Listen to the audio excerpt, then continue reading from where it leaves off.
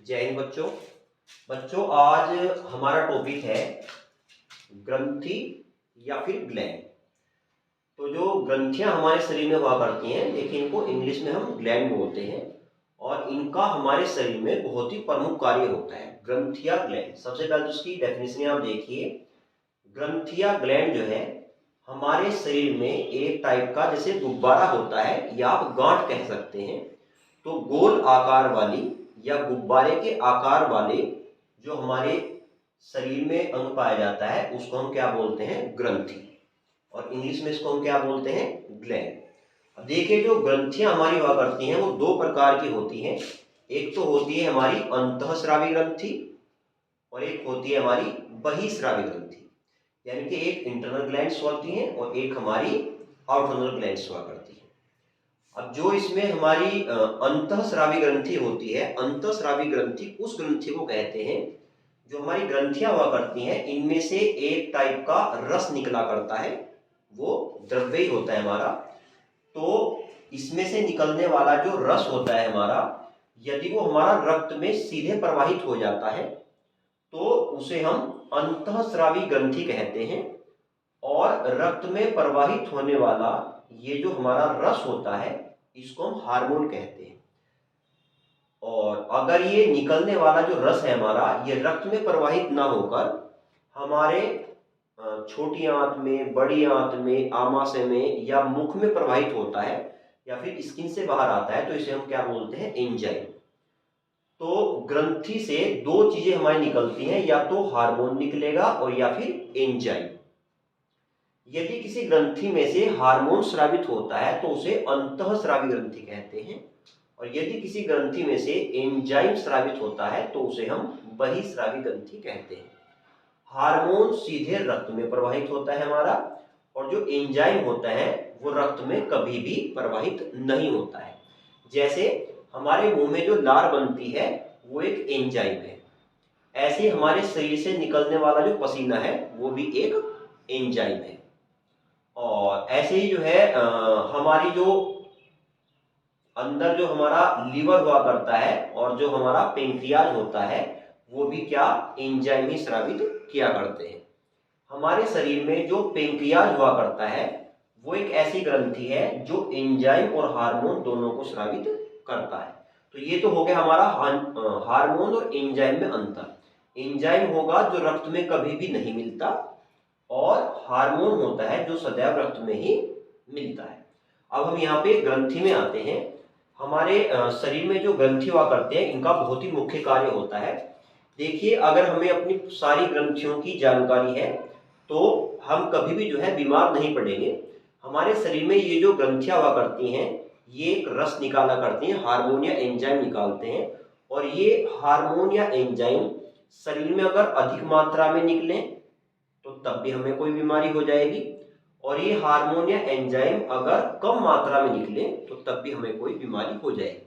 तो आज इस टॉपिक में हम यही समझाएंगे कि हमारे पूरे शरीर में कुल कितनी ग्रंथियां हैं, उनमें से निकलने वाला हार्मोन कौन सा है और उनकी कमी से कौन कौन सी बीमारियां हमें हो सकती हैं। तो देखिए, वैसे तो हार्मोन और एंजाइम ये दो चीजें हमारी होती हैं। तो ग्रंथि से जो एंजाइम हमारे निकलते हैं तो इस पे हम दूसरी वीडियो को अलग से बनाएंगे, वरना टॉपिक बहुत बड़ा हो जाएगा। तो आज हम केवल इसके एक पार्ट को लेते हैं, ग्रंथि में से हार्मोन जो हमारा निकलता है। तो आज हम हार्मोन पे ही वीडियो बनाएंगे, जो एंजाइम है इसकी वीडियो अलग से बनाएंगे हम। तो ग्रंथि में से अगर हमारा हार्मोन निकलता है तो इस ग्रंथि को बोलेंगे हम अंतःस्रावी ग्रंथि, और हार्मोन सदैव रक्त में प्रवाहित होता है। तो रक्त में प्रवाहित होने वाला जो रस होता है हमारा उसको हम हार्मोन कहते हैं।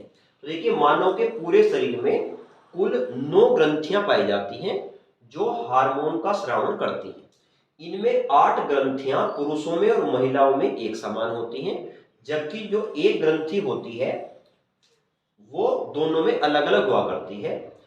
महिलाओं में हमारी अंडाशय ग्रंथि यानी कि ओवेरी ग्लैंड, और पुरुषों में वृषण ग्रंथि यानी कि टेस्टिस ग्लैंड। ये एक ग्रंथि महिला पुरुषों में अलग पाई जाती है। बाकी 8 ग्रंथियां महिलाओं में और पुरुषों में एक समान हुआ करती है।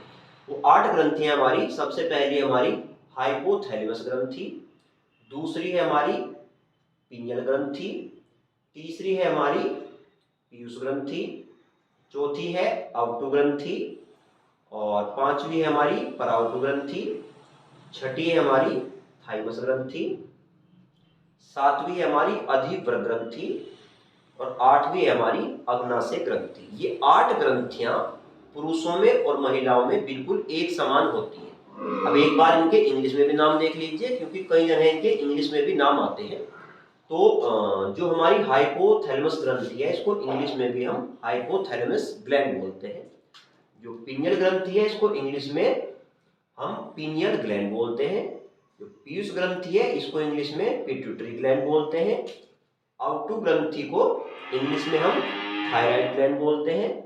परावटु ग्रंथि को इंग्लिश में पैराथायराइड ग्लैंड बोलते हैं, और थाइमस ग्रंथि को इंग्लिश में हम थाइमस ग्लैंड बोलते हैं। अधिव्रत ग्रंथि को इंग्लिश में बोला जाता है एड्रिनल ग्लैंड।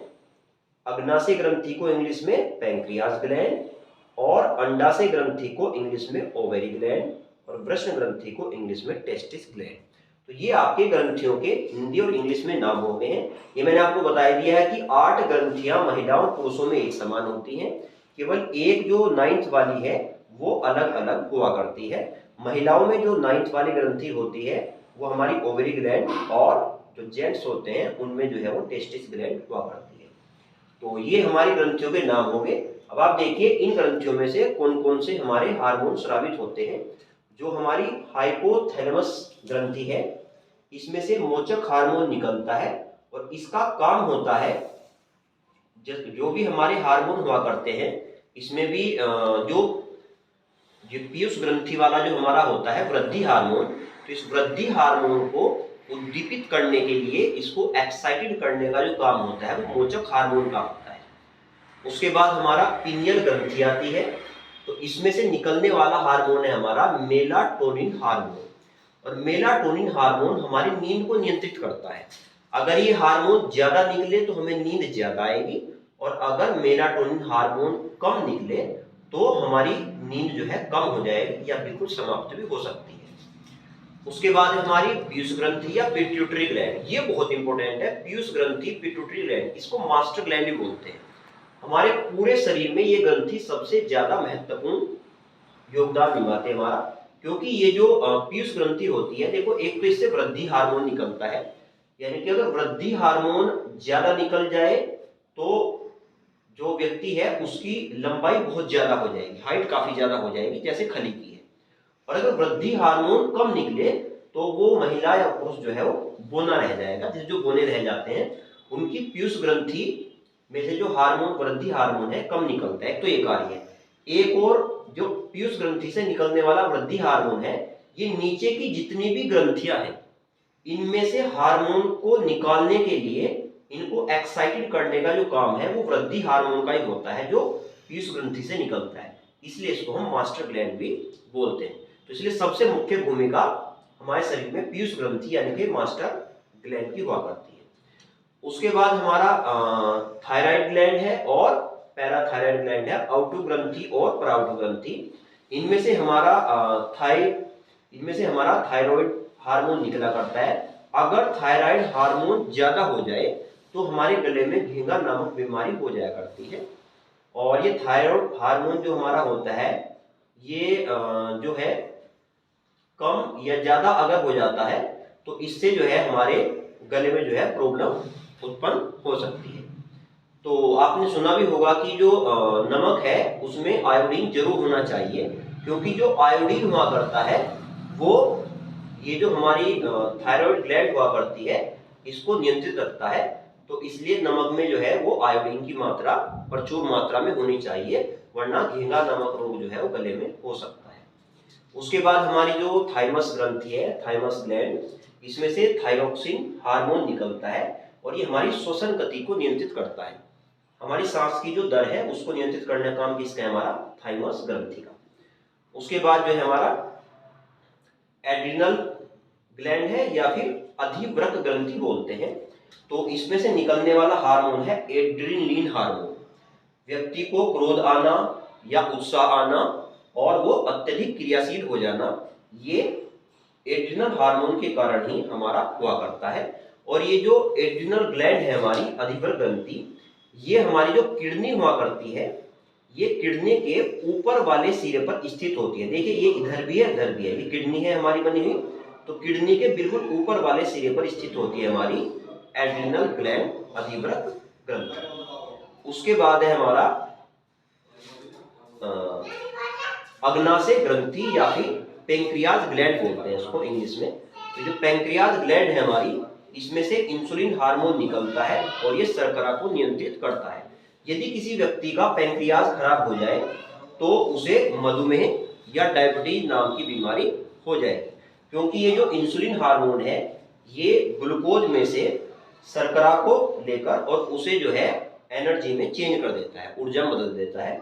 तो इसलिए यदि किसी का पेंक्रियाज खराब हो जाए तो इंसुलिन हार्मोन निकलना बंद हो जाएगा और उस व्यक्ति को डायबिटीज नामक बीमारी हो जाएगी। इसलिए उसे इंसुलिन का इंजेक्शन लगाया जाता है ताकि उसकी डायबिटीज को कंट्रोल किया जा सके। उसके बाद है हमारा ये 8 कंप्लीट हो चुके हैं, जो एक एक अलग है।